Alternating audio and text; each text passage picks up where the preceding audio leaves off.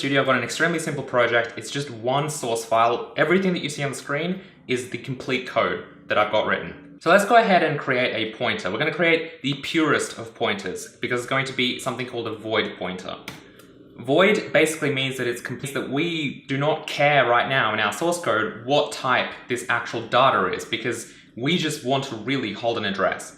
So let's go ahead, I'll call it PTR or pointer for short, and I'll set it equal to 0. So what is 0? We've given this pointer a memory address of 0. What does that mean? Well, this, which is actually just a hash define, if you look up what that null actually is, you can see it's just a hash define for 0. So it's the same as if we wrote 0. Or we can use a C++ keyword called null pointer. This was introduced in C++. Let's create an integer. So I'm going to create a variable.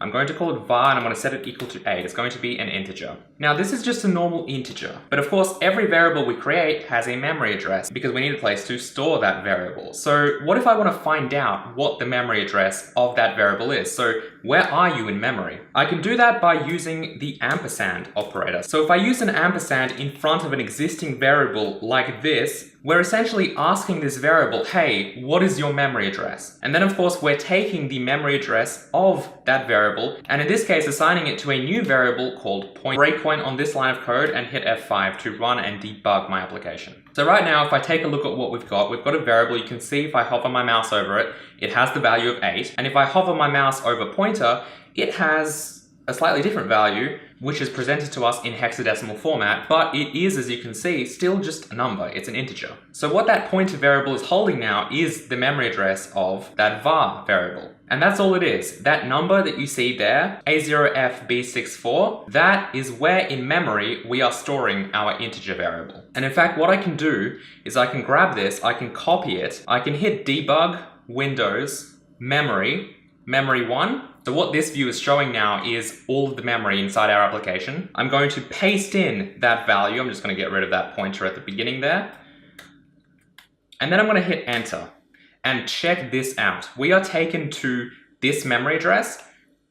We know an integer is 4 bytes of data, and look at that. It has the value 8. We're looking at our computer's memory right now, and we can see that at that memory address, we have the value 8 because we created that variable and we set its value. To my code here, and I change this to be an int pointer. I'm not actually changing anything. If I run my application again, you'll see it's not going to be any different. If I go ahead and I copy that value, I'll copy the value, I'll paste it into my memory view, and I'll hit enter, you can see it's still set to 8. I could go back here, I could make this a completely different type, such as a double. Of course, it's going to give me an error this time because the compiler is going to warn against that. I can just cast it to a double though, doesn't matter. I'm going to run my code again. I'm going to look at the value, I'm going to copy the value, I'm going to paste it over here and get rid of all this other junk at the end. Hit enter, and look at that. It takes me to that place in memory where I'm storing my data, and there are 4 bytes there that have the value 8. From a var to a pointer to var,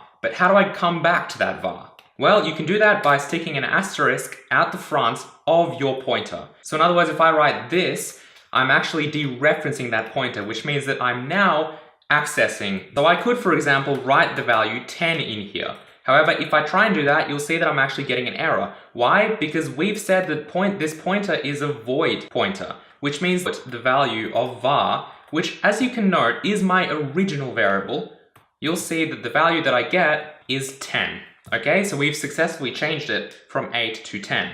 And if we go ahead and we set another breakpoint over here and run our program, I'm going to come down here into watch and actually put in that pointer. And then I'm just going to drag the value all the way up here so that we go to that spot in memory. You'll see that at that memory we're storing 8. If I hit F10 to advance my program 1 line, you'll see that now it's changed to 0A. A, of course, is hexadecimal for 10. So you can directly creating data on the stack. If I create a variable like this, we're creating it in the stack portion of our memory. What I do is create a variable on the heap. Or in other words, I could ask our computer, hey, I want you to allocate some memory for me. and I want it to be a certain size. So what I could do for now is use like this, I'll call it a buffer, and I'll set it equal to a new char of size 8. What I'm really asking for is 8 bytes of memory. So this has allocated 8 bytes of memory for us and is returning a pointer to the beginning of that block of memory. I could then use a function called memset, which basically fills the block of memory with data that we specify. It takes in a pointer, which is going to be the pointer to the beginning of the block of memory. It's going to take in a value such as 0, and then it's going to take in a size. So how many bytes should it fill? In this case, we know that we have 8 bytes.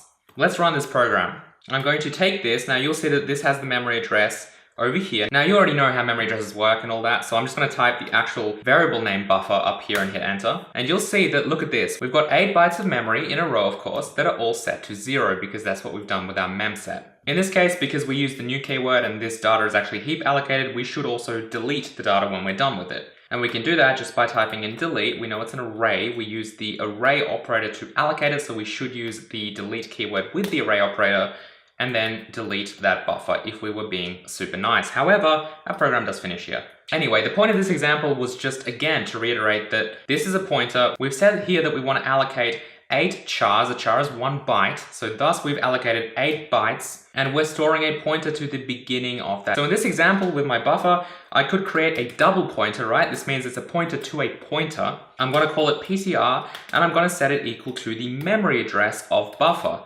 So now, this is where it gets interesting. I'm just going to move this breakpoint up here because I don't want to be deleting the data just yet. Let's take a look at this slowly. This is the value of pointer. I'm going to take that, I'm going to copy it in here, right?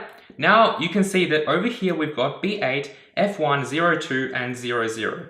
4 bytes. I know that this pointer is going to be 4 bytes of memory because I'm running a 32-bit application, and in a 32-bit application, a memory address is 32 bits. More on that in another video.